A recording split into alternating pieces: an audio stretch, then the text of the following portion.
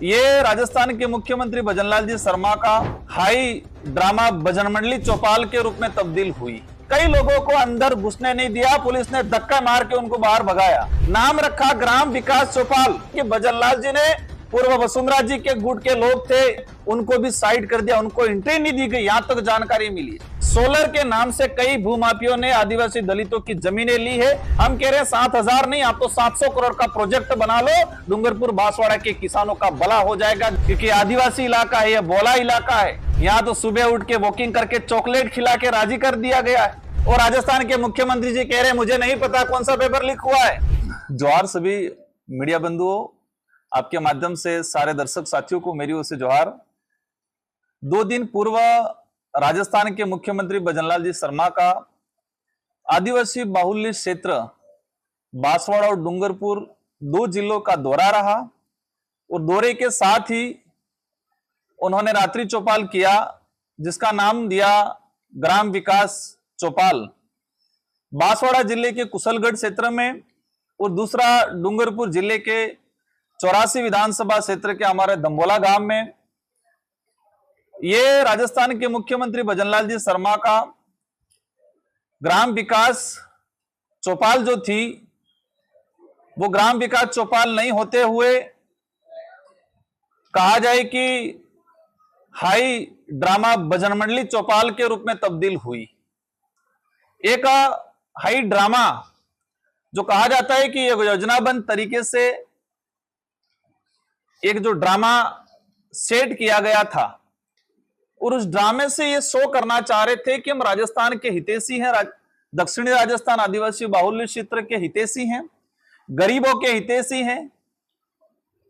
इनका जो टाइटल था और उनका जो उद्देश्य दिखाया गया वो ये था कि हम जनता के बीच में जाएंगे, जनता की भावना को समझेंगे, सुनेंगे और उसका समाधान करेंगे। ये इनका टाइटल दिया गया था। और उस पूरे दृश्य को, पूरे दौरे को हमने नजदीकी से देखा, महसूस किया, समझा।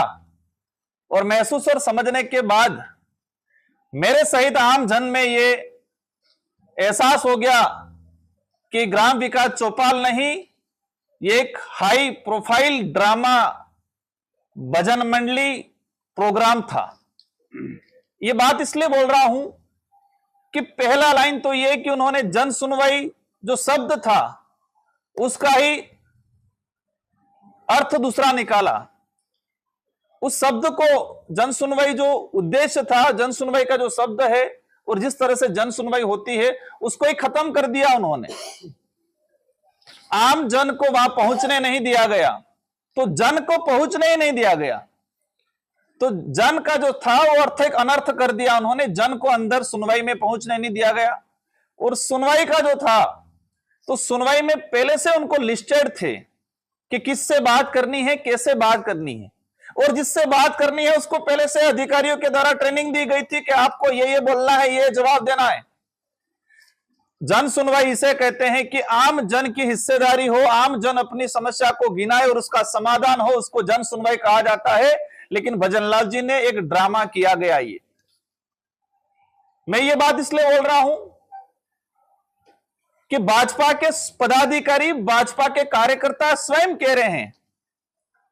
और बड़े दुर्भाग्य की बात है कि भाजपा के पूर्व जिला प्रमुख, भाजपा के पूर्व जिला अध्यक्ष, भाजपा के पूर्व पदाधिकारी, भाजपा के वर्तमान पदाधिकारी, कई लोगों को अंदर घुसने नहीं दिया, पुलिस ने धक्का मार के उनको बाहर भगाया। दंबोला की बात करें, दंबोला के स्थानीय ग्रामीणों को जब रात्रि चौपाल जो हुआ, उस चौपाल में प्रवेश नहीं किया, करने दिया गया। जिसको पास जारी कर रखा था, कार्ड जारी कर रखा था, उनको ही प्रवेश करने दिया गया। यह तो ठीक है, बड़ी दुर्भाग्य की बात है। नाम रखा ग्राम विकास चौपाल, लेकिन उस ग्राम पंचायत के मुखियाओं को भी उस जगह, मंच पे जगह नहीं दी गई। दंबोला के जो सरपंच महोदया थी उसको इस चौपाल में जगह नहीं दिए गए, उनका पास नहीं बनाया गया। उनका पुत्र जो उस पंचायत का कामकाज देखते हैं, इनको भी आनन फानन में लास्ट में बुलाया जाता है और उनको भी मंच पे जगह नहीं देते हुए न मुख्यमंत्री जी का स्वागत कराया गया। स्थानीय ग्रामीण और स्थानीय ग्राम पंचायत के मुखिया को स्वागत और बैठने तक की जगह नहीं दी गई। इससे बड़े दुर्भाग्य और इस प्रकार की जन सुनवाई चौपाल आज तक हमने नहीं देखी। भाजपा के कई लोगों को भगाया गया, आम जन को तो भगाया ठीक है, लेकिन भाजपा के पदाधिकारियों को जगह नहीं दिए गए। मुख्यमंत्री जी ज्ञापन ले रहे हैं, तुरंत अधिकारी को दे रहे हैं, न सुन रहे, न उसकी भावना को देख रहे हैं। और इस जन सुनवाई के अंदर हमने देखा वहां पर बिजली की बात नहीं हो की, और न ही जनता से बिजली की बात करने वाले लोगों को पहले से ही हटा दिया गया। बेरोजगारों की बात नहीं की गई। एक वीडियो जारी हुआ था कि जिसमें नीट की छात्रा थी शायद भावना पंड्या, और अन्य छात्राओं ने उनका जो सुबह जो मॉर्निंग वॉक हुआ उस दौरान उन्होंने कहा कि सर हमारा नीट का पेपर लीक हो गया है, और राजस्थान के मुख्यमंत्री जी कह रहे हैं मुझे नहीं पता कौन सा पेपर लीक हुआ है। एक जिम्मेदार राजस्थान का मुख्यमंत्री कह रहे हैं कि नीट का पेपर कहां लीक हुआ मुझे नहीं पता है, कह रहे हैं कि कोई पेपर लीक नहीं हुआ 2 साल में, और कह रहे हैं कि आप तो मेहनत करो। इस तरह से बच्चियों को एक कहे कि सख्त लहजे में बच्चियों को, नीट की छात्राओं को राजस्थान के मुख्यमंत्री ने डांटा कि आप मेहनत करो, कोई पेपर लीक हुआ नहीं है। इससे बड़ा दुर्भाग्य की बात नहीं हो सकती है। आम जन जब गया, ये बेरोजगारी की बात करते हैं, रोजगार की बात करते हैं कि हम रोजगार दे रहे हैं, लेकिन मुख्यमंत्री जी ये तो बता देते हैं बांसवाड़ा, डूंगरपुर, उदयपुर में पिछले आपके कार्यकाल में रोजगार गारंटी की क्या दुर्दशा हुई। आप जी राम जी योजना लाए, लेकिन अभी तक स्पष्ट निर्देश नहीं है कि रोजगार गारंटी के जो काम है उसको कंटिन्यू किया जाएगा। आज मेरी जानकारी में राजनीतिक कैरियर में पहली बार देखा है कि इस बार रोजगार गारंटी ग्रामीण इलाके में ठप पड़ी हुई है। इस क्षेत्र का आदिवासी, पिछड़ा, दलित, आम जन, गरीब तबके का व्यक्ति घर पे बैठा हुआ है बिना रोजगार का, और वो गुजरात पलायन करने के लिए जाने के लिए मजबूर है। ये उनका विकास है। ये किसानों की बात कर रहे हैं, कह रहे कि हम किसान हितों से, किसानों से चर्चा किया गया। मैंने नजदीकी से देखा, उनका सारा पूरा लाइव देखा। एक किसान से चर्चा कर रहे हैं, किसान को खड़ा कर रहे हैं। किसान कह रहा है कि मैंने पोली हाउस सैंक्शन कराया, पोली हाउस में मुझे यह फायदा हुआ। भजनलाल जी के राज में जो किसानों के प्रति कुटाराघात हुआ, मैं आपके सामने बताना चाहूंगा। जिस पोली हाउस की उन्होंने बात की उसी पे बताना चाहूंगा। भजनलाल जी के राज में पोली हाउस जो स्कीम थी उसको खत्म करने का काम किया गया है। वो ऐसे किया गया है, पहले पोली हाउस 4000 वर्ग फीट का स्वीकृत होता था, और गवर्नमेंट 75% से अधिक सब्सिडी देती थी, और किसान की हिस्से राशि 5 लाख के आसपास थी। और भजनलाल जी ने अभी साल भर पहले 4000 वर्ग फीट की जो पोली हाउस था उसको घटा के 2000 वर्ग फीट कर दिया गया। जो किसान की हिस्से राशि पहले किसान को 5 लाख रुपया तक देना हो रहा था, आज उसी किसान को उसकी हिस्से राशि बढ़ा के सरकार ने 10 लाख रुपए का बर्डन डाल दिया गया। वो सब्सिडी उन्होंने कम कर दिया, 70% कर दिया, 10% सब्सिडी उन्होंने घटा दी। आज हम देख रहे हैं कि डूंगरपुर, बांसवाड़ा में पोली हाउस का जो टारगेट है पूर्व की तुलना में टारगेट कम आ रहा है, कम लाभान्वित हो रहे हैं। सब्सिडी खत्म कर दी, ना के बराबर कर दिया, किसानों का हिस्सा राशि बढ़ा दिया गया। किसान क्रेडिट कार्ड के अंदर हालात खराब है। आज उन्होंने आम खाया, अच्छी बात है, लेकिन भजनलाल जी ये बता दे क्या आम का एमएसपी तय है? आप आम को प्रोत्साहन कर रहे हो। आम के जो किसान हैं, जो जिनका पेड़ लगा हुआ है, इनको आप प्रोत्साहन कर रहे हो, लेकिन आप ये कर देते कि आम का एमएसपी तय किया जाएगा, ये बात बोल देते तो हम मानते कि हाँ सच में उस गरीब महिला जिसको आपने एक प्री प्लान ड्रामे के तहत बिठाया था आम खिलाने के लिए, उसके साथ साथ इस क्षेत्र के एरिया में, क्योंकि दक्षिणी राजस्थान एकमात्र ऐसा इलाका है जहां आम की पैदावार अच्छी क्वालिटी और अच्छी क्वांटिटी में होता है।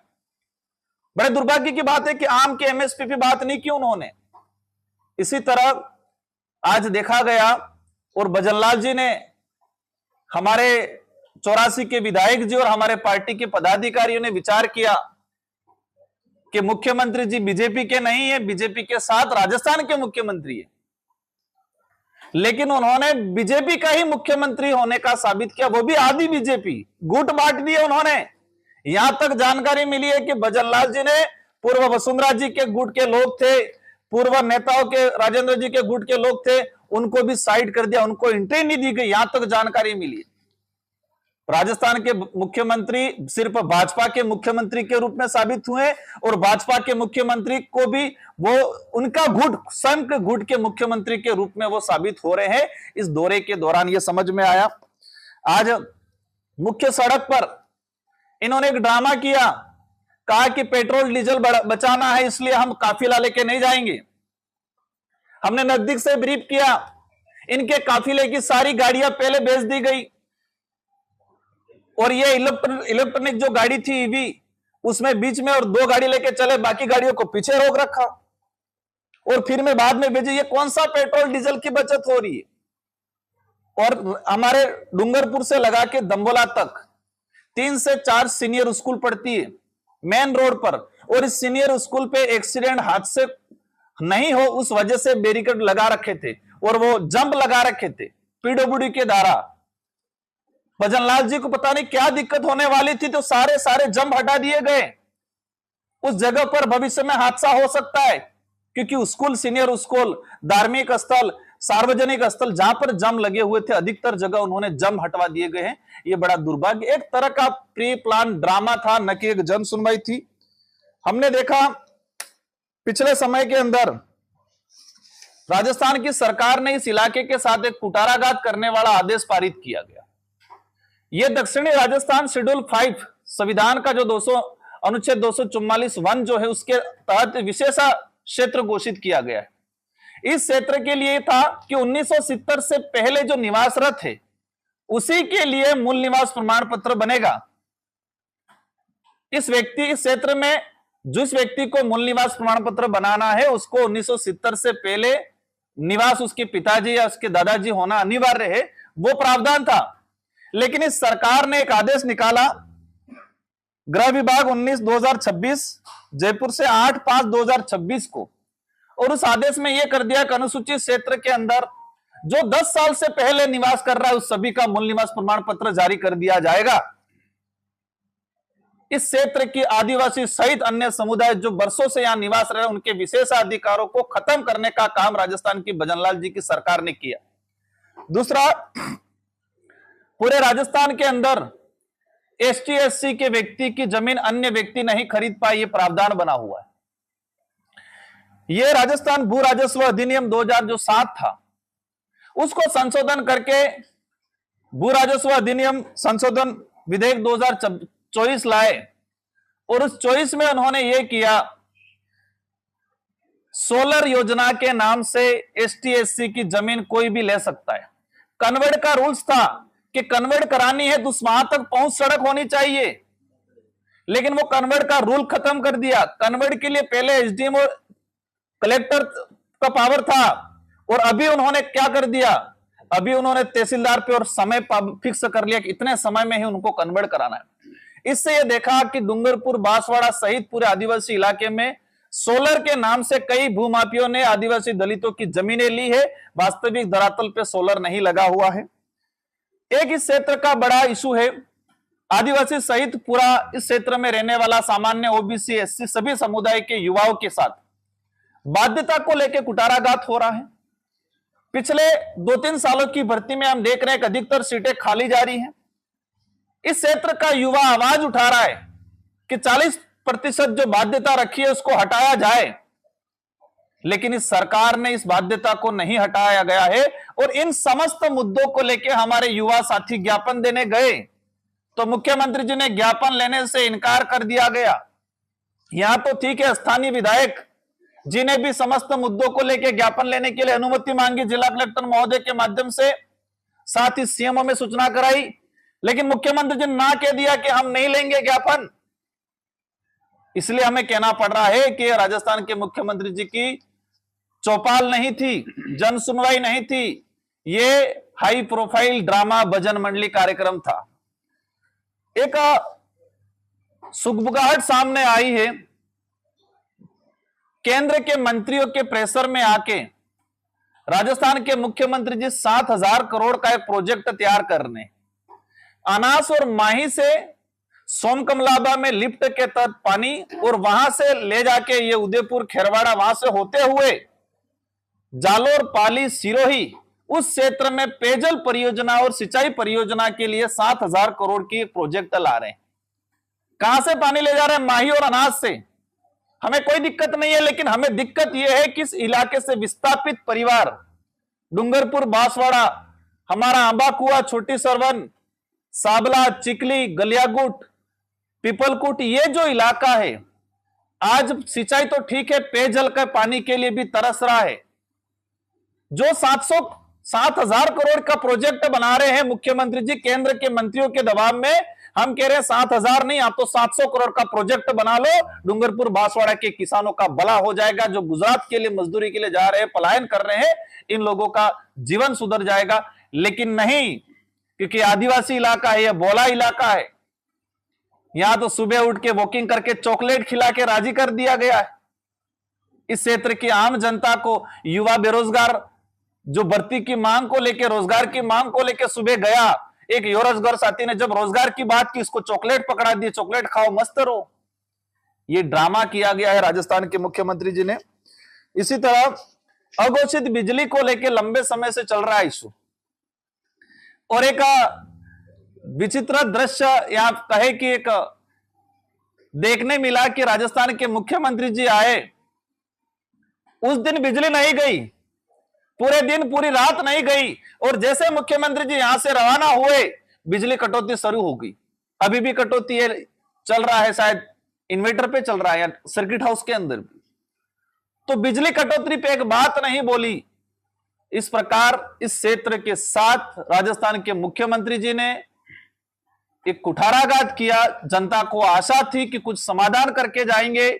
दंबोला की जनता ने, कुशलगढ़ की जनता ने एक सामुदायिक भवन मांगा, और दुर्भाग्य की बात है कि राजस्थान के मुख्यमंत्री जी एक सामुदायिक भवन की भी घोषणा करने के काबिल नहीं है।